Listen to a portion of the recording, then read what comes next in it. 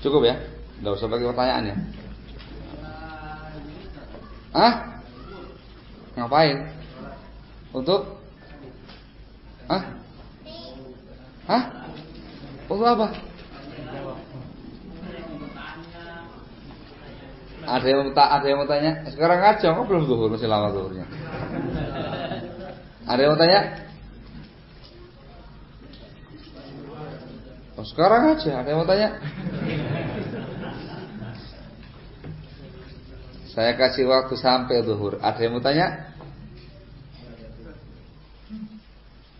Nah, nampaknya terbiasa dengan pertanyaan siluman pakai kertas. Makanya kalau langsung begini jadi nggak enak ya nanya. Tak kasih waktu sampai zuhur. Kalau sampai zuhur tidak ada pertanyaan, itu tandanya nggak ada yang mau tanyakan. Nggak ada apa harus pada zuhur segala gitu loh. Ya, ada yang mau tanyakan silakan. Apabila seorang ulama mendatangi undangan hizbiyah, apa sikap kita terhadap dalam permasalahan ini? Ulama ahli sunnah mendatangi undangan hizbiyun sururiyun misalnya, apa sikap kita dalam permasalahan ini? Kok bisa? Kok bisa?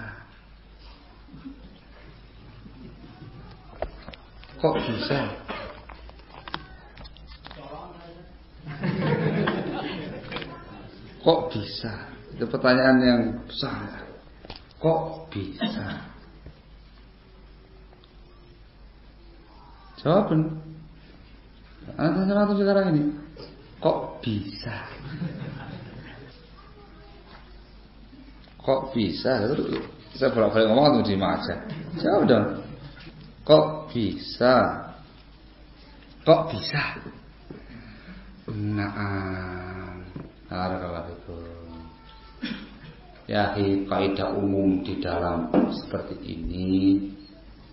Hadisnya Rasulullah alaihi salatu wassalam muttafaqun alaih dari Aisyah radhiyallahu taala anha, al-arwahu junudun mujannadah fama ta'arafa minha talaf wa ma tanakara minha talaf.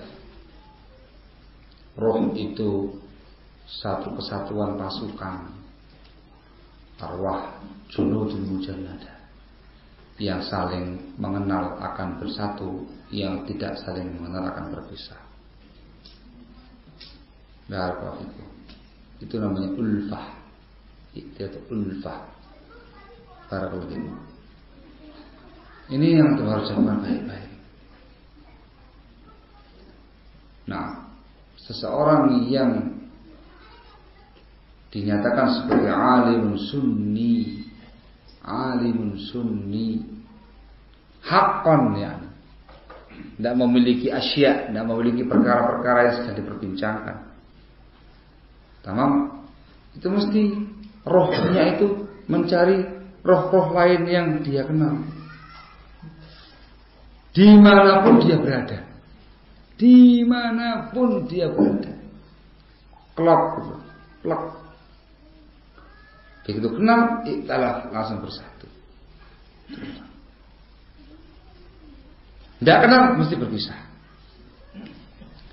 Ketika ada seseorang yang sunni, dikenal sebagai seorang ulama sunnah dengan dakwah sunnah, kok kemudian dia hinggapnya pada arwah-arwah yang nggak dia kenal, yang berbeda dengan prinsipnya, hinggapnya kepada orang-orang yang dikenal sebagai hizbiyin, sururiyin dalam contoh tadi antum. Itu banyak ihtimal, banyak kemungkinan. Yang pertama, mungkin orang yang dulunya kita anggap sururi itu sudah tobat. Mungkin dia tobat dengan tobatan nasuha, jadi sunni. Tapi dalam contoh yang antum tanyakan, enggak. Kalau tobat ya nggak mungkin dikatakan sururi lagi, kan gitu. Nggak mungkin dikatakan hizbi lagi. Ya dia sudah harus sunnah. Dia masih bilang masih sururi, belum tobat. Atau ada kemungkinan barakallahu fikum, syekh tadi terjebak Paham ya? Karena ketidaktahuan atau minimnya informasi terjebak di tengah-tengah mereka. Ciri-ciri orang terjebak itu ialah hanya kali itu dia mau diundang. Loh, ternyata ini markas besar Sururiyin. Yang kedua kalinya diminta afwan. Tidak bakal datang, ngerti? Tidak, yang mereka tidak. Ini hizbiyin. Yang ini salafiyin. Kenapa? Terjebak. Yang itu bukan sebagai rekomendasi dari Syekh tadi kalau hizbiyun tersebut benar. Dan ciri-cirinya apa? Sekali. Orang terjebak, nah mungkin terjebak 2 kali. Apa paham ya? Atau ihtimal yang ketiga, barakallahu fikum, seorang alim yang sunni tadi indahu rawasid, memiliki rawasid, rapot merah. Rawasid itu ulangan tidak lulus. Itu bahasa aslinya. Rawasid ini pemahaman-pemahaman yang tidak beres. Bahasanya itu rapot merah. Yang kebetulan sama dengan orang yang dia hinggapi itu. Itu namanya ulfah. Ulfah itu istilah mungkin karena satu daerah, mungkin karena satu profesi, mungkin karena satu nasib, mungkin karena satu pemahaman, mungkin karena satu penyimpangan. Banyak asbab. Saya paham ya. Mudah gini. Barakallahu fikum. Yang ini Evan barakallahu fikum, ketika terjadi yang seperti poin ketiga ini, maka semakin memperjelas merahnya rapor dia. Yang mungkin sebelumnya tidak nampak, semakin nampak dengan tindakan poin ketiga ini. Apakah berarti syekhnya menjadi hizbi? Belum tentu. Belum tentu.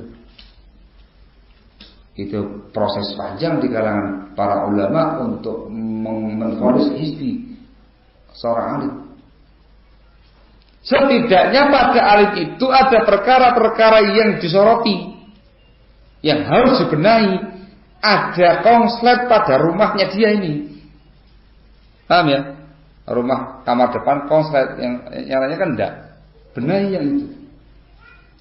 Sekaligus bukan sebagai tazkiyah rekomendasi untuk kebenaran hizbiyin tadi. Karena usud punya usud poin ketiga itu yang paling baik terjadi. Secara pengalaman yang kita perhatikan dari mulai awal datangnya para masyayikh ke Indonesia ini, poin ketiga ini. Jangan dikira masyayikh itu datang dari mulai tahun zaman Belanda ya Pak. Tidak lama. Fenomena kedatangan para ulama tinteng ke Indonesia ini barakallahu fikum tahun 90-an. Barakallahu fikum. Tahun 95 lah ya, kira-kira ya. Itu mulai datang Syekh, datang lagi. Semakin kemarin semakin tinggi tensinya. Barakallahu. Kita termasuk orang yang melihat dengan mata kepala kita sendiri, gitu loh. Bahasanya sebagai orang pelaku sejarah atau yang melihat sejarah, saksi sejarah. Rata-rata orang-orang yang mereka panggil, tamam, di kemudian hari nanti borok-boroknya itu keluar semua, sama kayak mereka ini. Yang fulan, yang alan, tampil semua ya, borok-boroknya. Yang era sekarang ini, yang alan ini, sebentar lagi akan muncul. Ini mulai satu persatu lagi dimunculkan ini, dikit. Sebelumnya tidak ada yang tahu, samar. Sekarang sudah mulai, 1, 2. Muncul. Semakin lama semakin jelas. Tunggu. Sebentar lagi, tidak bakal lama. Kecuali kalau dia bertobat kepada Allah. Tidak bakal lama. Sebentar lagi akan terbongkar semua penyimpangan dia. Sebentar lagi. Barakallahu fikum. Hadzal.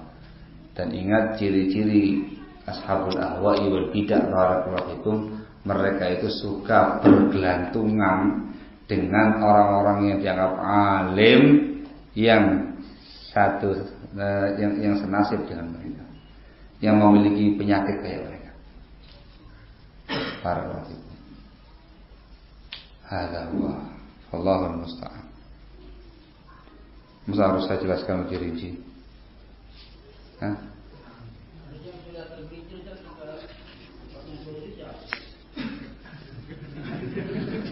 Oh, yang sudah nampak borok-boroknya langsung. Orang yang kali pertama datang ke Indonesia ini.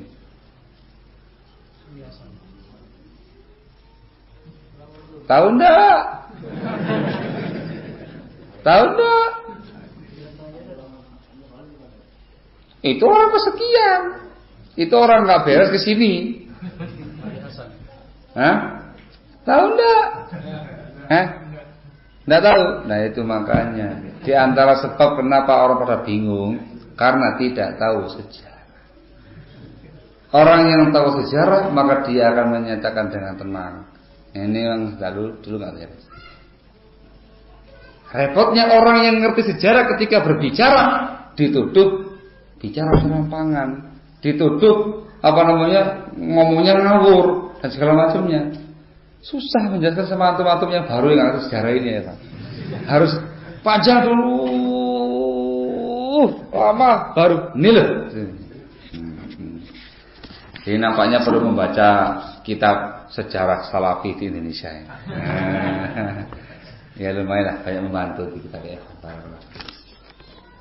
Orang pertama yang datang ke sini sudah dinyatakan mubtadi'un dhal oleh para ulama. Amin.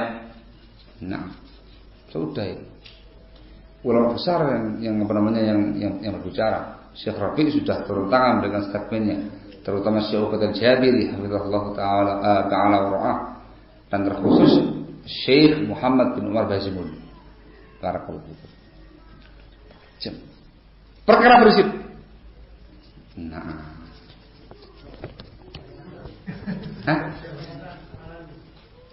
Nah, terus siapa lagi yang pertama kali ke sini kalau bukan dia? Dia itu yang kali pertama kali ke Indonesia. Dia itu yang dijadikan sebagai pegangan kuat oleh mereka selama ini. Iya. Iya, Pak ya. Iya ya. Al arwahu junudun mujannadah. Lambat laun akan kelihatan boroknya. Begitu nama boroknya, sebagian hizbi ini lepas tangan. Oh no, enggak diundang lagi. Sebagian mereka masih, dan sampai sekarang juga masih dialog telepon interaksi di radio mereka dan segala macamnya masih. Baru antum tahu ya yang namanya al arwahu junudun mujannadah, fama ta'arafa minha talaf wa ma tanakara minha ikhtalaf. Itu dia dan konco-konconya. Barakallahu fikum. Gitu ya. Era baru ini yang siapa ya? Yang baru yang sama ya, Pak? Barakallahu fikum. Yang banyak gelarnya ini, barakallahu fikum. Tunggu sebentar lagi.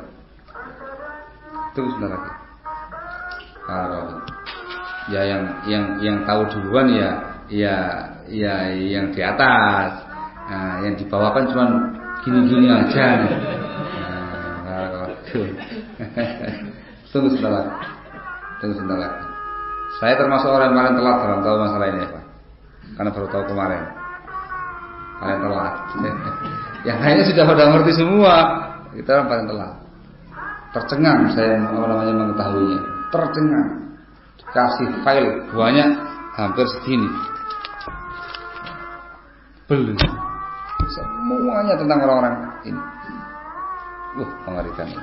Ya, kurang lebih sama lah dengan sebelumnya. Allahul musta'an. Berarti sekarang juga divonis? Enggak.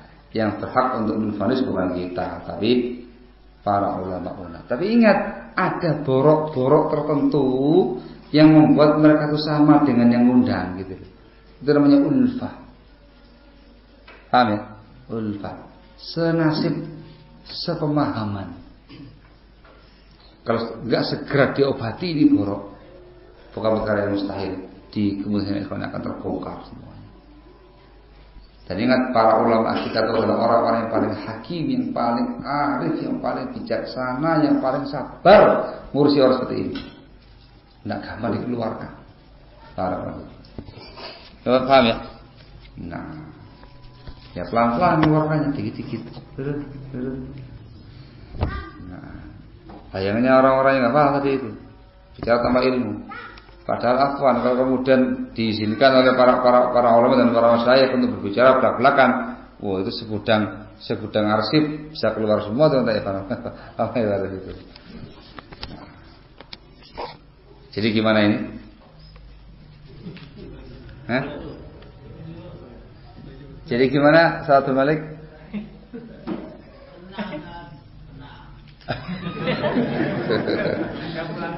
Nah, lalas kita teruskan pada zuhur tapi dengan syarat.